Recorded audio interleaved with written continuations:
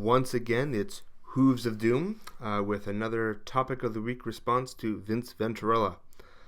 And I was actually planning to talk about this topic, which is largely Age of Sigmar Tomb Kings and retired Warhammer Armies.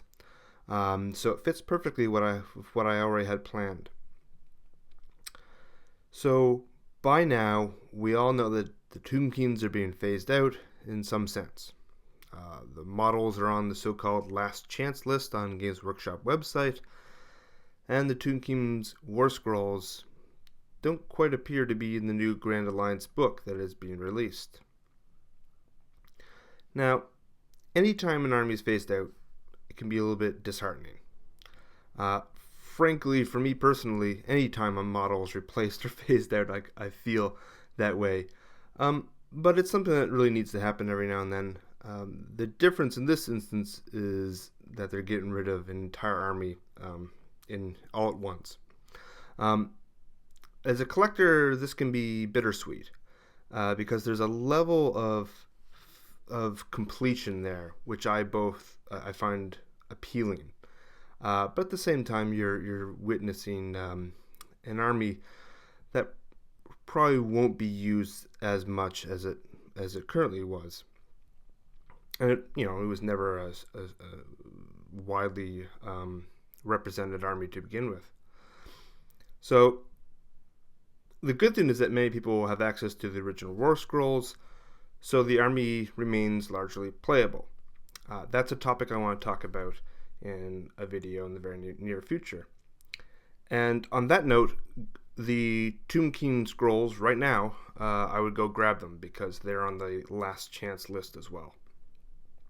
So very soon they probably won't even be available on the Games Workshop website.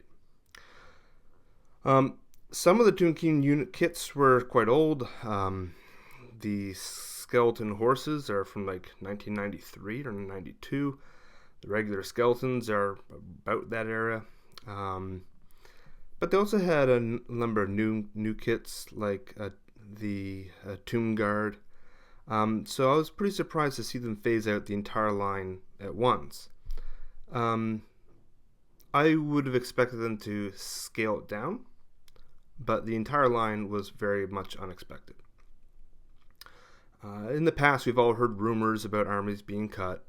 As I recall, in 8th edition, there was a pretty strong rumors that the Wood Elves were going to be eliminated, and I was pretty bummed out. And then immediately, shortly thereafter, they came out with the whole new model range for the Wood Elves in a brand new book. So it's like, well, you really don't know until it really happens. Certainly a lot of the Chaos units that were on the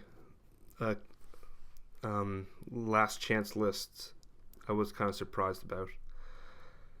And you only have that short window to kind of hop on there because right now, if you want those Tomb Kings models, you've got to, head over to GW right now with your credit card in hand and order them up before they're gone. Luckily for me, I just bought a Tomb King army in the last couple of months, which was, I suppose, great timing. I got actually some really good deals on it. And but still, part of me wants to make an order right now for all those kits and characters that I don't have, and I probably won't. But that's always like a constant urge that you're trying to resist. So I'll be sad to see them go. But to some extent, they never really received the necessary support. And what I mean is, it's hard to play an army that's supposed to be out in the middle of like an arid environment on most people's tables. Most people didn't have like a Tomb Kings environment on their tables.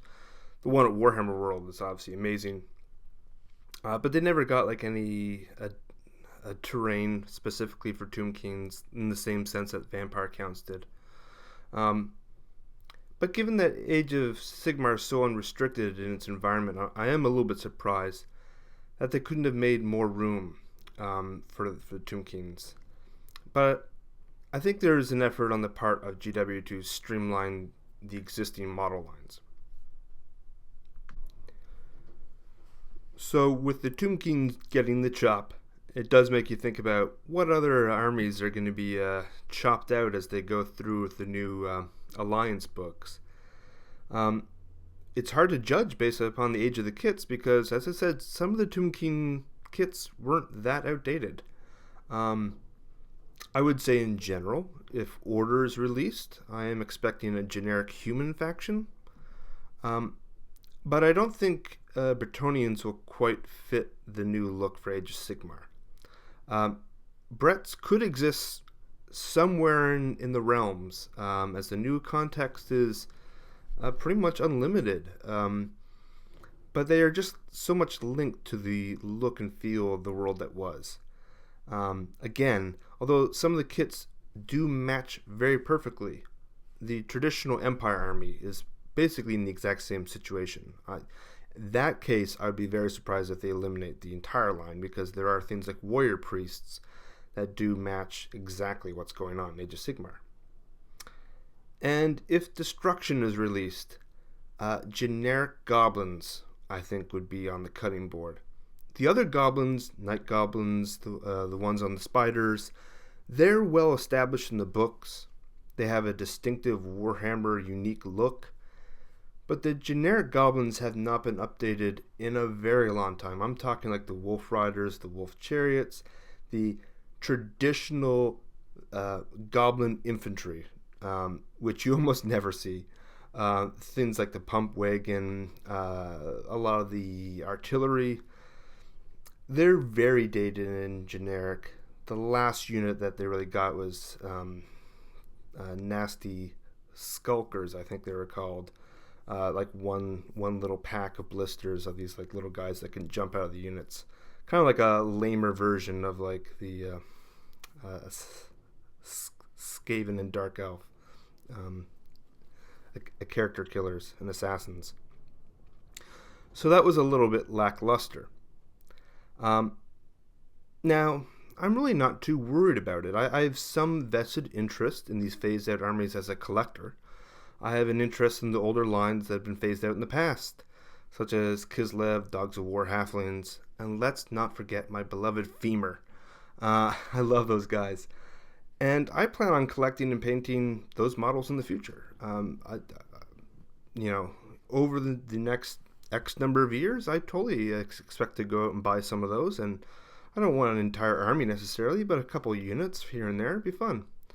And so, as I work right now on my Tomb Kings, I don't really feel that bad about it. I have my Empire armies lined up in the near future to get some paint on them. And even my Bretonnian army will eventually be painted. So a lot of these armies have plenty of models that I don't have, and I intend on collecting them, and Tomb Kings will be no exception. I mean, they might not be available on Games Workshop, the web store, but I'll look them up on eBay, and I'll still get the odd model here and there, definitely. So ultimately, if phasing out one army means that a new one is created or another line is expanded, I'll be quite content. So the final question is really, will these armies ever return? And I would say possibly. Let's be quite clear about this. If the demand exists and or GW wants to release the models on some sort of scale, maybe not an entire army, they will do so. Right now you can find Femur and Chaos Dwarves available through Forge World that have not been supported by the main Games Workshop line for decades.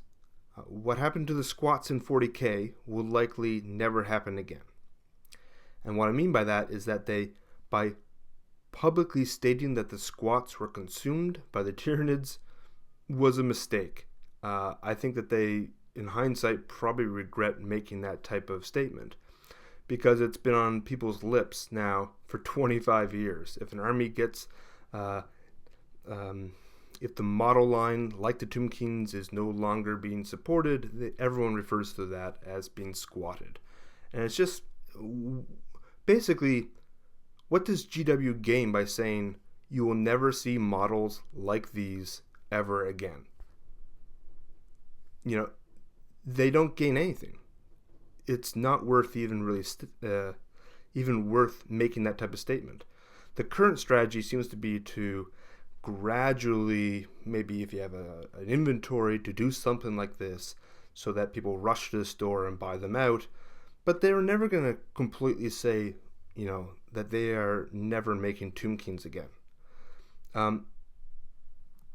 If they are brought back in some form or other, will they look exactly the same like the older kits?